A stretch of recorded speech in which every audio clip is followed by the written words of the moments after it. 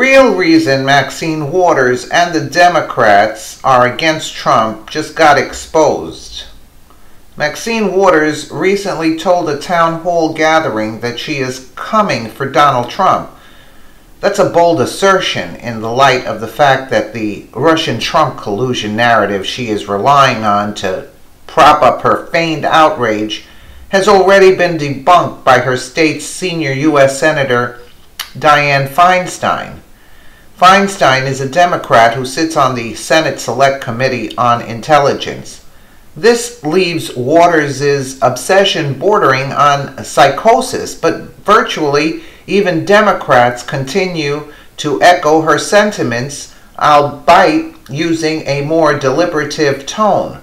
Why do they continue pounding this accusation when the man they have suddenly fallen in love with, deposed FBI Director James Comey, said there was no ongoing investigation into President Trump? The reason is self-preservation. While the FBI is charged with prosecuting corporate and governmental corruption under Comey's tenure, it ignored all or alibied for politicians who violated their fiduciary responsibilities when it came to protecting and defending American taxpayers. Let's make it simple. Government is big business. In fact, with $3.5 trillion in annual revenue and the ability to borrow money at will, government is the biggest of businesses. With all that money under the control of only 535 congressmen and senators, there's ample opportunity to divert tens of billions of dollars without detection. Heck, even $35 billion is only 1% of total revenue, an amount that's easy to obscure. The more money flowing into government agencies, the more politicians get to divert it into schemes that enrich themselves and their associates at the expense of the taxpayers. Of course, that requires the police to look the other way, and James Comey was more than happy to do that. Comey thought he had traded his integrity for job security. Unfortunately for Waters and the Democrats, who had grown increasingly more brazen in use of government programs to fill their pockets, as well as those of their family and friends, Donald Trump got elected.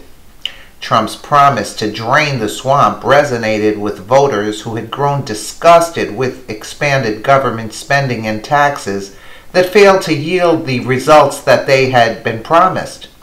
Everything from entitlements to defense had been turned into cash flow cows for corrupt politicians, and Republicans were even not exempt, though they were usually subtler and not as aggressive in demanding their piece of the pie.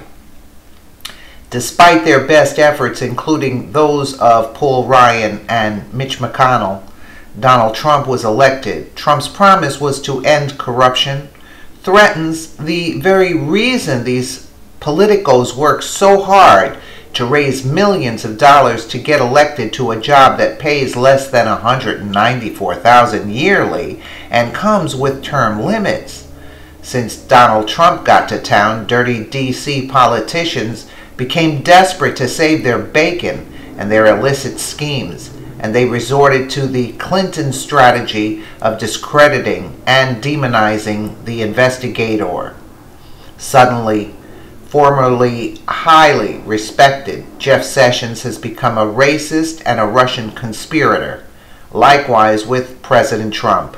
Remember, Ken Starr was labeled a sex-obsessed prosecutor when in actuality he was investigating a sex-obsessed president? The effectiveness of this strategy led to Democrats' increasing reliance on the politics of personal destruction to remain relevant after their socialist agenda became indefensible. The assault on Ken Starr is enlightening because of the way the mainstream media assisted President Clinton in deflecting the charges against him onto the person running the investigation. This brings us back to Maxine Waters, who spent her entire career coddling the Russians with everything from calling for reduced military spending to applauding and defending Hillary Clinton's inarguably anti-American handling of Russia that includes Clinton's Russian reset policy that Hillary admitted on Russian state TV was intended to strengthen Russia, selling off 1/5 of our country's uranium to Russian companies, to the paid speeches she made in Russia and other paid deals, as well as getting personal calls from Vladimir Putin. Mad Max defended every aspect of Clinton's handling of Russia. It's hard to fathom what more she could have done had she been paid directly by Putin. Mad Max may or may not be a self-hating black, but at the very least she is a poverty pimp, and in her world that makes her a racist, despite copious amounts of entitlement funding disproportionately directed towards her district, her constituents in South Central LA who continue living in squalor. Right? Take a look. Some pigs in LA. Look at this. A mess. The parts of Maxine's district where her most ardent supporters live resemble a third world nation, despite receiving billions of dollars in funding to improve conditions from the Treasury or of the richest country on earth. Where does all that government funding earmarked for the district end up? Surely it hasn't improved the lives of the residents of her district that she has represented in one form or another for the 37 years of her public disservice. Waters' combined abuse of her constituents and the American taxpayer is an example of the way that an overwhelming percentage of our elected D.C. representatives do business.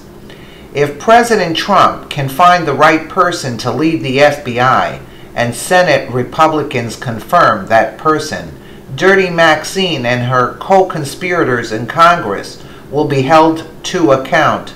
Just as important, the politics of personal destruction will finally fall to the rule of law. Crazy Maxine Waters warns Donald Trump, "I'm coming for you. I'm coming for you, Donald."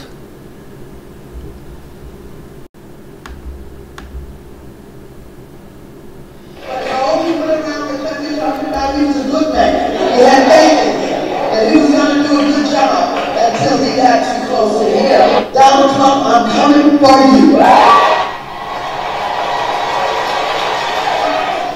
Waters has called for Trump's impeachment on numerous occasions. Several Trump supporters were ordered from the event.